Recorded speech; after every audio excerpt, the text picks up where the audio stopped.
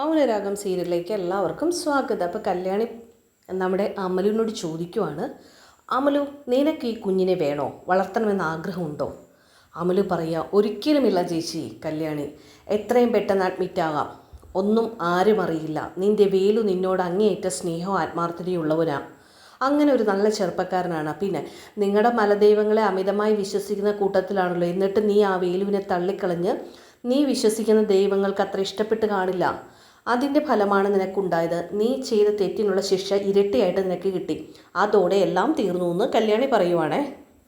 നീ പ്രാർത്ഥിക്കുന്ന ദൈവങ്ങൾ ഇനി നിന്നെ ശിക്ഷിക്കില്ല എന്ന് പറയുവാണ് കേട്ടോ. അമല് പറയും, ഇനി വേലുവെട്ടനെ കല്യാണം കഴിക്കാനുള്ള യോഗ്യതയൊന്നും എനിക്കില്ല ചേച്ചി എന്ന് പറയുകയാണേ.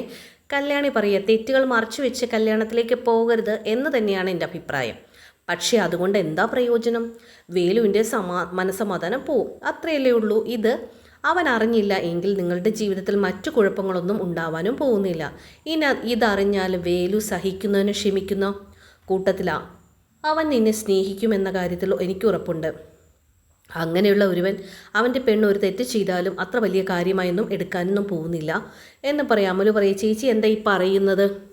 ഞാൻ അതുപോലെ ചെയ്തോളാം എന്ന് പറയുകയാണ്. കല്യാണി പറയും, ഇനി അതല്ലാതെ മറ്റൊരു വഴി നമുക്കില്ല. പെട്ടെന്ന് നമ്മുടെ കാര്യം കഴിഞ്ഞിട്ട് പോകാം. അവിടെ ചെന്നാലും നീ ഇതിൻ്റെ ഒരു ഭാവം പോലും കാണിക്കരുത്.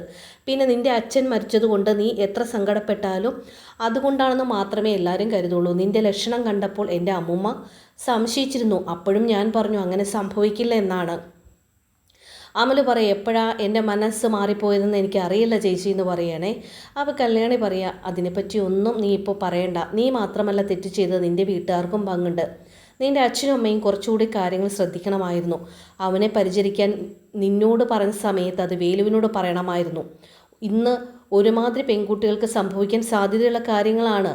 അതിൽ നിന്നെ ഒരിക്കലും ഞാൻ പഴി പറയില്ല. നിന്നെ തെറ്റുകാരിയായി കാണില്ല. ഞാൻ ഡോക്ടറോട് കാര്യങ്ങളെല്ലാം പറയാം. നീ ഇവിടെ ഇരിക്കുക എന്ന് പറഞ്ഞിട്ട് കല്യാണി അകത്തേക്ക് പോവുകയാണേ.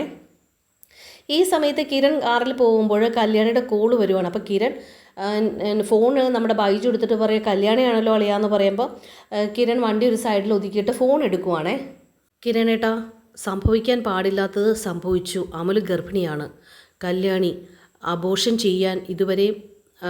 ചെയ്യുവാണ് കേട്ടോ. ഇതുവരെയും ഇങ്ങോട്ട് വേലുവിനെ കിരണേട്ടൻ വിടാതിരിക്കണം കേട്ടോ എന്ന് പറയാം. അപ്പോൾ കിരൺ പറയും, നീ മാക്സിമം ധൈര്യം കൊടുക്ക്, ഞാൻ ഡോക്ടറെ വിളിച്ചോളാം എന്ന് പറയുകയാണേ.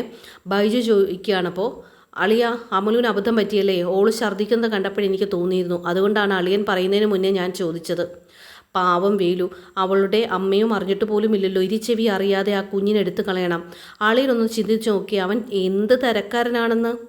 കിരൺ പറയുക, അവൻ ഏത് തരക്കാനാണെന്ന് നമ്മൾ കൃത്യമായി മനസ്സിലാക്കിയതാണല്ലോ. അതിനെക്കുറിച്ച് പറഞ്ഞിട്ട് കാര്യമില്ല ബൈജു. എനിക്ക് അവനോട് ദേഷ്യം 10 മടങ്ങ് കൂടി.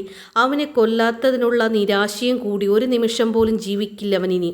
കാർത്തിക പോലും പറഞ്ഞിട്ടുണ്ട് പെൺവിഷയത്തിൽ അവൻ കുഴപ്പക്കാരനല്ല എന്ന്.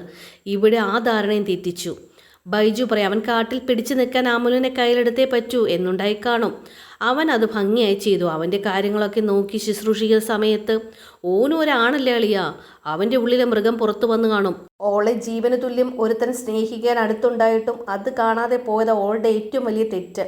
കിരൺ പറയാം, വേലു ഇതൊരു കാരണവശാലും അറിയാൻ പാടില്ല. പാവം പിടിച്ച പയ്യനാണ്. എന്നിട്ട് കിരൺ നേരെ വീട്ടിലോട്ട് വരുമ്പോൾ വേലുവിടെ ഗ്യാസൊക്കെ എടുത്ത് വയ്ക്കുകയാണ് കേട്ടോ. ബാലേട്ടനുണ്ട്. എന്തൊക്കെ പറഞ്ഞാലും നമ്മൾ സ്റ്റൗവിൽ ഉണ്ടാക്കുന്നതിനേക്കാൾ ഭക്ഷണം വിറകിൽ തന്നെയല്ലേ വേലു എന്ന് വേലുവിനോട് ബാലേട്ടൻ പറയുകയാണേ. വേലു പറയാം, കാട്ടിൽ സ്റ്റൗ ഒന്നുമില്ല, ഞങ്ങൾ രാവിലെ വിറകെടുക്കാനൊക്കെ പോകുമെന്ന് പറയാം. അപ്പോൾ കിരൺ അങ്ങോട്ട് വന്നിട്ട് പറയാം, ബാലേട്ട ഇവനെ കൊണ്ടാണോ ഇതൊക്കെ ചെയ്യിക്കുന്നതെന്ന് ചോദിക്കുക. ബാലേട്ടൻ പറയുക, അയ്യോ സാറേ, ഞാനൊന്നും ചെയ്യിച്ചാൽ ഇവൻ തന്നെയാ. അപ്പോൾ വേലു പറയാം, എന്തൊക്കെ പണി ചെയ്യാം, എന്തൊക്കെയെങ്കിലും ആണെങ്കിലും പണിയൊന്നും ചെയ്യാതിരിക്കാൻ പറ്റില്ല. കുറച്ച് വിറക് കൂടി വെട്ടി കീറണം. അതോടൊപ്പം ഒരുത്തനെ കിട്ടിയാൽ അവനെയും കീറണം. അതിനു വേണ്ടി തന്നെയാണ് ഞാൻ വന്നിരിക്കുന്നത്. അല്ലാതെ സാറേ, എൻ്റെ പെണ്ണിനെ എങ്ങനെയുണ്ട്, വല്ല കുഴപ്പമുണ്ടോ? കിരൺ പറയേ, കുഴപ്പമൊന്നുമില്ല വേലു, നീ ഇവിടെ ജോലി ചെയ്യാൻ വന്നതല്ല. ഞങ്ങളെപ്പോലെ ഞങ്ങളുടെ കുടുംബത്തിലെ ഒരു അംഗം തന്നെയാണ് നീ എന്ന് പറയുവാണേ. വേലു, കാര്യമായിട്ട് എന്തെങ്കിലും ഉണ്ടോ സാറേ?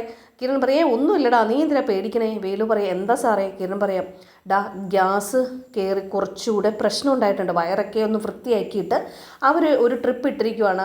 ഇത്തിരി കഴിയുമ്പോൾ അവർ രണ്ടാളും കൂടി ഇങ്ങ് വന്നോളും. പിന്നെ വേലു, ഇത്രയും തിരക്കുള്ള സമയത്ത് സാറമ്മ അവിടെ ഇരുന്നാൽ ഞാൻ പോയി കൂട്ടിരുന്നാൽ മതിയോ? കിരൺ പറയാം, അതിൻ്റെ ആവശ്യമൊന്നുമില്ലടാ, അവിടെ എൻ്റെ അച്ഛൻ കിടപ്പുണ്ട്, അമ്മയും ഉണ്ട്.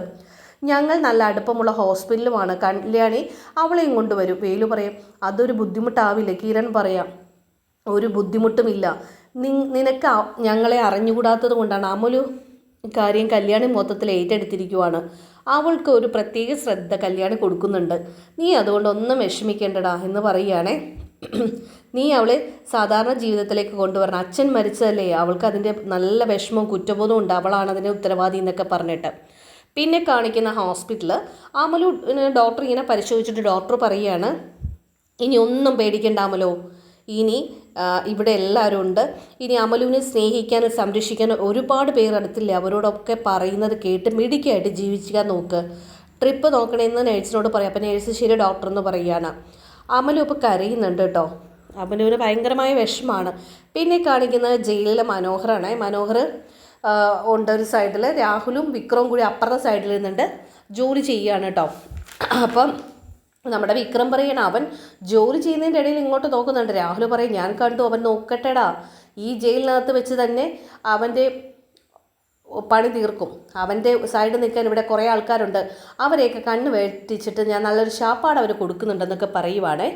വാർഡനപ്പം അങ്ങോട്ട് വരിക. എടാ മനോഹറെ, നിനക്ക് പരോൾ കിട്ടിയടാ, നാളെ പോകാം. മനോഹരനാണ് ഭയങ്കര സന്തോഷം. അത് കണ്ടപ്പോൾ രാഹുലും വിക്രമും അവിടെ നിന്ന് എഴുന്നേക്കുവാണ്. രാഹുൽ അവിടെ പറയുകയാണ് തൽക്കാലം 4 ദിവസത്തേക്ക് ഇവൻ രക്ഷപ്പെട്ടു. എൻ്റെ മോളെ ഈ വിവരം അറിയിക്കേണ്ടതാണ്, പക്ഷേ എങ്ങനെ പറ്റും? വാർഡൻ എടാ, നിന്നെ ആരെങ്കിലും തല്ലിക്കൊല്ലാതിരിക്കാൻ നീ അടങ്ങി ഒതുങ്ങി ഇരുന്നോണം ഇനിയുള്ള ജീവിതത്തിൽ. കാരണം നിനക്ക് പുറത്ത് മൊത്തം ശത്രുക്കളാണ്. കാരണം അതിന് മാത്രം ഭാര്യമാരും മക്കളും നിനക്കുണ്ടല്ലോ. നീ പുറത്തിറങ്ങിയാൽ അവരാരെങ്കിലും, നീ കെട്ടിയിട്ടുള്ള പെണ്ണുങ്ങളോ അവരുടെ ബന്ധുക്കളോ ആരെങ്കിലുമൊക്കെ നിന്നെ നോട്ടം വെച്ചിട്ടുണ്ടാവും. അവരുറപ്പായിട്ട് നിന്നെ കൊല്ലാൻ സാധ്യതയുണ്ട്. അതുകൊണ്ട് നീ സൂക്ഷിക്കണം കേട്ടോ എന്ന് പറയണം. മനോഹർ പറയാം സൂക്ഷിക്കാനൊന്നുമില്ല സാറേ, ഒരു പരോളിന് വേണ്ടി ഞാൻ കാത്തിരിക്കുകയായിരുന്നു എന്നും പറഞ്ഞിട്ട് കുറച്ച് ഉച്ചത്തിലാണ് കേട്ടോ പറയുന്നത്. ഈ ഉറക്കെ പറയുന്നത് വേറൊന്നും കൊണ്ടല്ല, നമ്മുടെ രാഹുലും വിക്രമും കേൾക്കാൻ വേണ്ടിയിട്ടാണേ. എൻ്റെ കുഞ്ഞിനെ കാണാൻ വേണ്ടിയിട്ടാണ് സാറേ എന്ന് പറയുമ്പോൾ രാഹുൽ അവിടെ നിന്നിട്ട് ആരുടെ കുഞ്ഞിനെന്ന്. അപ്പം നിങ്ങളുടെ പേരക്കുട്ടി എൻ്റെ കുഞ്ഞ് എന്ന് പറയുവാണ്. അപ്പം മനോഹർ അങ്ങനെ പറയുമ്പോൾ രാഹുൽ പറയാം സാറേ ഇവൻ്റെ നാവടയ്ക്കാൻ പറ സാറേ എന്ന് പറയുവാണ്. പോലീസുകാരൻ ചോദിക്കുക നീ പറയുന്നതൊക്കെ പറയാൻ വേണ്ടിയിട്ടാണോ ഞാനിവിടെ ഇരിക്കുന്നത്? എൻ്റെ പൊന്നു മോനെ, നീ പോകുന്നതിന് മുമ്പ് അടിയും വഴക്കൊന്നും ഇല്ലാതെ നിൽക്കുക, നിനക്ക് പരോൾ കിട്ടിയതാണ്, അതുകൊണ്ട് നീ സൂക്ഷിച്ച് നിൽക്കുക എന്നൊക്കെ പറയുകയാണ് കേട്ടോ പോലീസുകാരൻ. രാഹുലിനും വിക്രത്തിന് നല്ല ദേഷ്യമുണ്ട് കേട്ടോ. വിക്രം ചിന്തിക്കുകയാണ് എന്താ ചെയ്യേണ്ടതെന്നൊക്കെ ഇങ്ങനെ ചിന്തിച്ച് കുരുട്ടുബുദ്ധിയുടെ ഉസ്താദാണല്ലോ നമ്മുടെ വിക്രം എന്ന് പറയുന്നത്. അപ്പോൾ ഇന്നത്തെ എപ്പിസോഡ് അവസാനിക്കുകയാണ്. അപ്പോൾ വീഡിയോ ഇഷ്ടപ്പെട്ട എല്ലാ കൂട്ടുകാരും തീർച്ചയായിട്ടും വീഡിയോ ഒന്ന് ലൈക്ക് ചെയ്യുക, ഷെയർ ചെയ്യുക, സബ്സ്ക്രൈബ് ചെയ്യുക. അപ്പോൾ അടുത്ത എപ്പിസോഡിൽ കാണാം.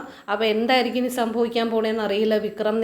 വിക്രമല്ല നമ്മുടെ മനോഹർ നേരെ സരയുവിൻ്റെ അടുത്തേക്ക് ചെല്ലുമോ, എന്തൊക്കെ സംഭവിക്കാം, കാത്തിരുന്ന് കാണാം.